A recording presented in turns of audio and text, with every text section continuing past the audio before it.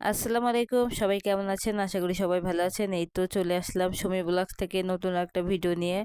আজকে সরিষা ইলিশ রান্না হবে, বুঝতেই তো পারছেন। এর জন্য আমি যা যা উপকরণ লাগে বেটে নিলাম।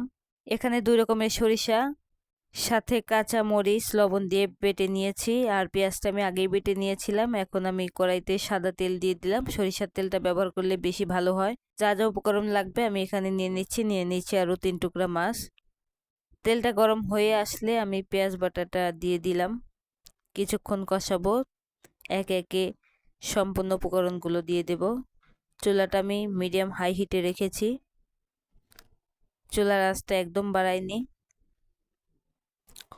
তাই তো সম্পূর্ণ মশলাগুলো দিয়ে দিলাম। মশলাটা কষানো হয়ে গেলে আমি সরিষা বাটাটা দিয়ে দেব। লবণটা আমি পরে ব্যবহার করব। আমি বাটার সময় লবণটা দিয়ে নিয়েছিলাম। এখন লবণটা বুঝে শুনে না দিলে তেতো হয়ে যাবে। ইলিশের মৌসুমে ইলিশ না রান্না করলে হয়, তাও সরিষা ইলিশ, এটা তো মিস করাই যাবে না। তো যদি আপনাদের ভালো লাগে আমার ভিডিওটা, অবশ্যই একটা লাইক কমেন্ট করে যাবেন। চ্যানেলটা সাবস্ক্রাইব করতে ভুলবেন না। আসলে সরিষা ইলিশ অনেকে অনেকভাবে রান্না করে। ভালো মাছ হলে যে কোনোভাবে রান্না করলেই খেতে কিন্তু মজা লাগে। তো আমি এইভাবে রান্না করেছি, সেটাই আপনাদের সাথে শেয়ার করলাম। তো মশলাটা কষানো হয়ে গেছে। আমি এ পর্যায়ে একটু পানি দিয়ে নিচ্ছি আর একটু কষিয়ে নেব। তেলটা উপরে চলে আসছে। এখন আমি মাছ দিয়ে দেব, মাছের টুকরোগুলো।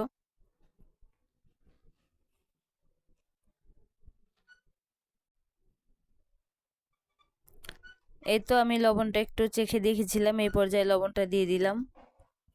মাছটা সবসময় রান্না করার আগে, বিশেষ করে ইলিশ মাছ রান্না করার অনেকটা সময় আগে আমি লবণ দিয়ে মাখিয়ে রাখি। কেননা ইলিশ মাছের মধ্যে যদি লবণ না যায় তাহলে কিন্তু মজা লাগে না। আর আমি যখন ইলিশটা রান্না করি, ভেজে রান্না করি না, কাঁচা ইলিশটা কষিয়ে সবসময় রান্না করার চেষ্টা করি।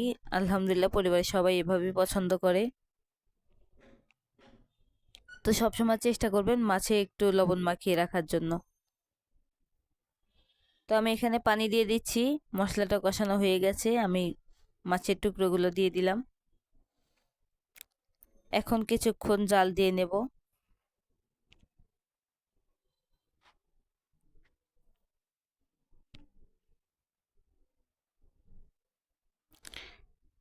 আমি মাছগুলো উল্টিয়ে দেব। কিছুক্ষণ ঢাকনা দিয়ে আরো কিছুক্ষণ রান্না করব।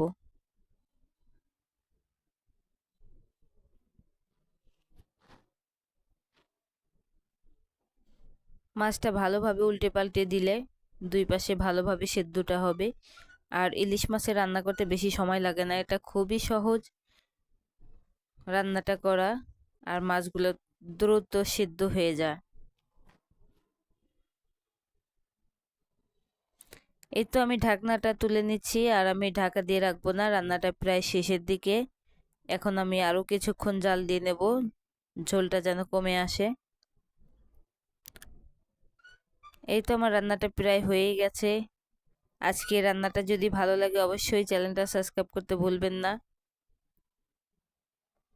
আমার রান্নাটা কেমন হলো অবশ্যই সবাই কমেন্ট বক্সে জানাবেন। অনেকে আছে অনেকভাবে রান্না করে, অনেক মজা করে। তো আমি যেভাবে রান্নাটা করি, যেভাবে আমার পরিবারের লোক পছন্দ করে, সেভাবেই চেষ্টা করিয়েছি, আপনাদের দেখিয়েছি এইভাবে। চাইলে আপনারা এভাবে রান্না করতে পারেন। সবাই ভালো থাকবেন, আমাদের জন্য দোয়া করবেন। আজকের ভিডিও এই পর্যন্ত। আল্লাহ হাফিজ।